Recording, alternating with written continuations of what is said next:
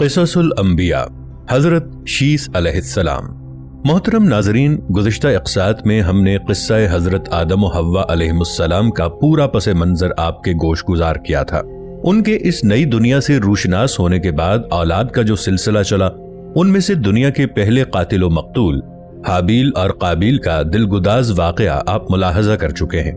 یہ واقعہ خود آدم و حوا کے لیے کس قدر غم و اندوہ کا موجب بنا ہوگا، اس کا اندازہ کیا جا سکتا ہے کہ ایسی صورتحال سے انہیں پہلی بار واسطہ پڑا تھا، جبکہ قتل جیسی گھناؤنی واردات کا تصور تک اس سے پہلے موجود نہ تھا، اور اس پر یہ کہ ایک نوجوان بیٹے سے مستقل جدائی کا صدمہ انہیں گھائل کر گیا۔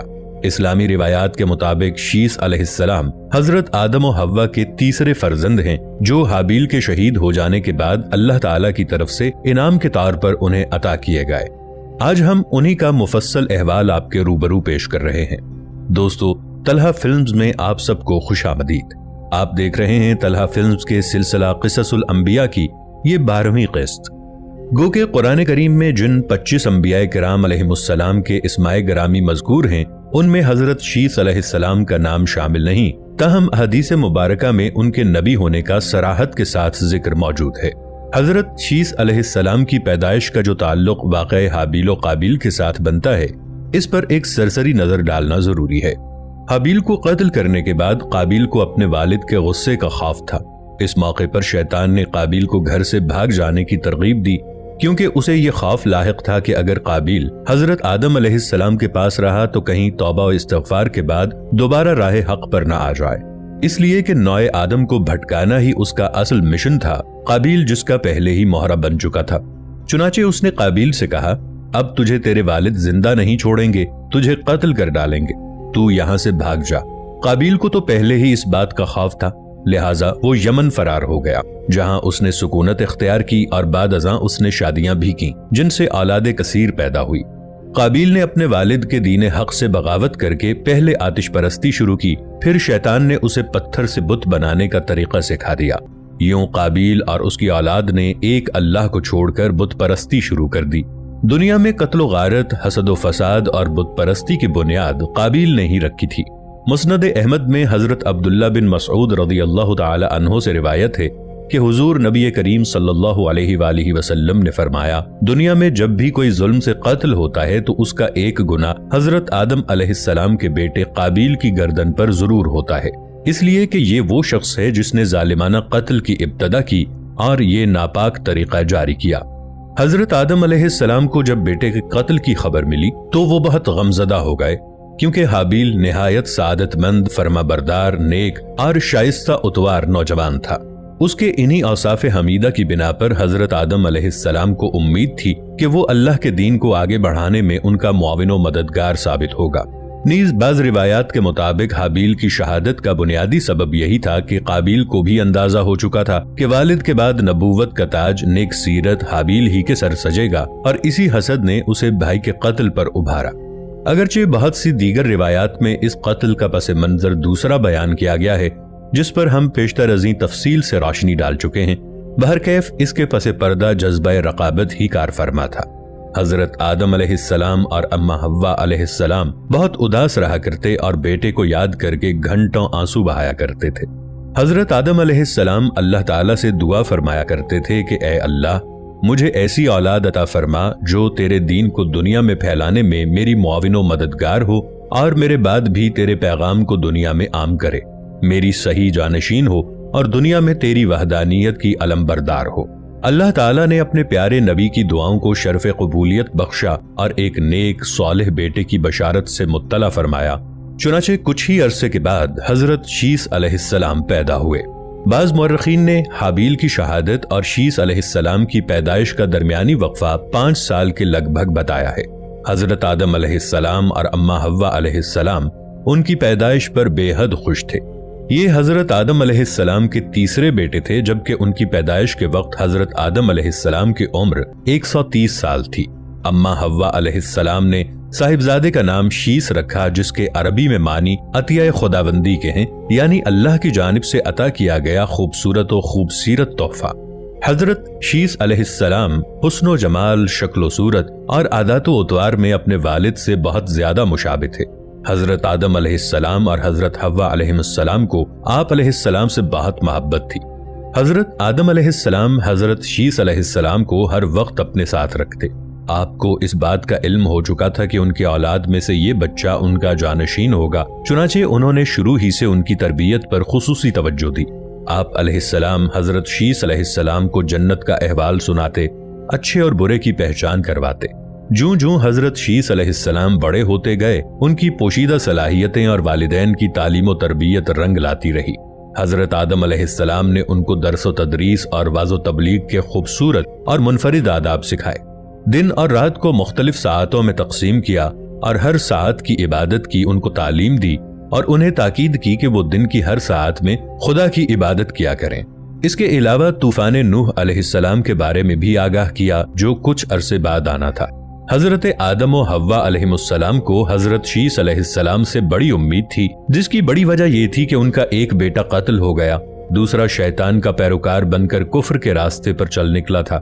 اب اللہ کے دین کو آگے پھیلانے اور شیطان کے شر کا مقابلہ کرنے کے لیے حضرت آدم علیہ السلام کے بعد حضرت شیس علیہ السلام ہی تھے۔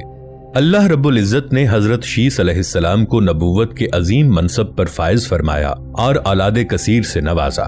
پھر یہ کہ ان کی اولاد نہایت فرما بردار اور نیک سیرت بھی تھی، جو اپنے والد کے ساتھ تبلیغ دین کے کاموں میں مصروف رہتی۔ ابن کثیر کی روایت میں ہے کہ اللہ تعالیٰ نے اپنے پیغمبروں پر 100 صحیفے نازل کیے اور 4 کتابیں۔ ان 100 صحیفوں میں سے 50 صحیفے حضرت شیس علیہ السلام پر اترے۔ حضرت شیس علیہ السلام نے اپنی پوری زندگی والد کی دی ہوئی تربیت کے تحت اللہ تعالیٰ کے دین کی سربلندی میں صرف کی۔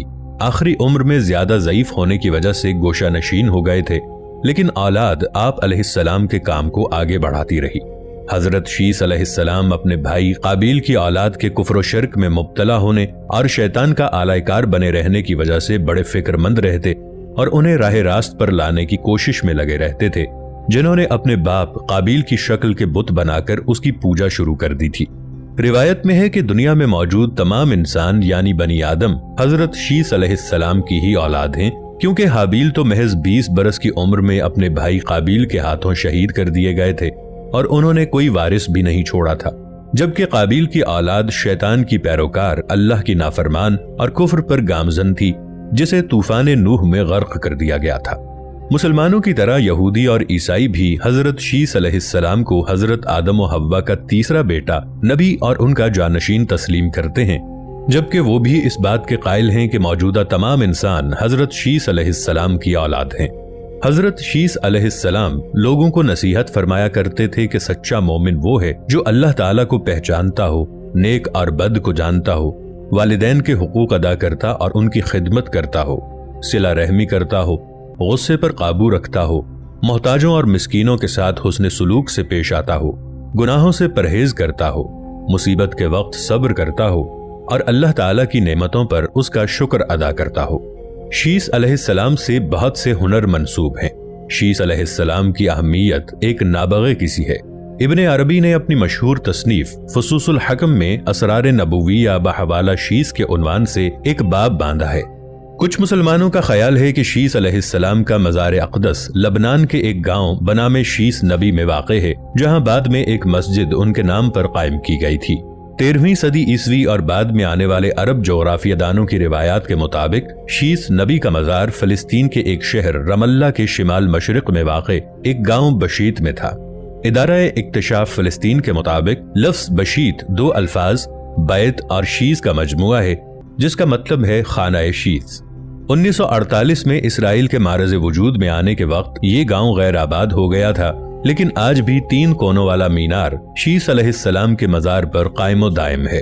فلاوس یوسیفس ایک رومی یہودی تھا جو ایک دانشور، مورخ اور سیرت نگار تھا۔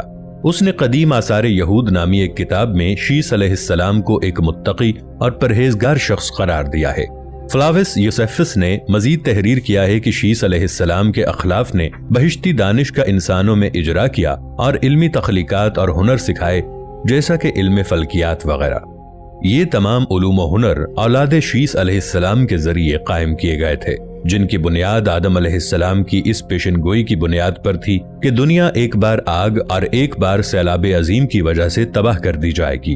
ये भी कहा जाता है कि शीस अलैहिस्सलाम की औलाद ने 2 सुतून तामीर किए, एक को ईंटों और दूसरे को पत्थर की मदद से तामीर किया गया था ताकि इजादात और दरियाफ्तों को उन सुतूनों पर तहरीर करके महफूज करने के साथ साथ उनकी याद बाकी रहे। ये सुतून इंसानों को आगाह करते हैं कि ईंटों और पत्थरों से तामीरात की गई और मुख्तलिफ उलूम व हुनर भी इख्तरा हुए। फ्लावियस योसेफस ने तहरीर किया है कि आज भी पत्थरों का सुतून मिस्र की सरजमीन पर मौजूद है।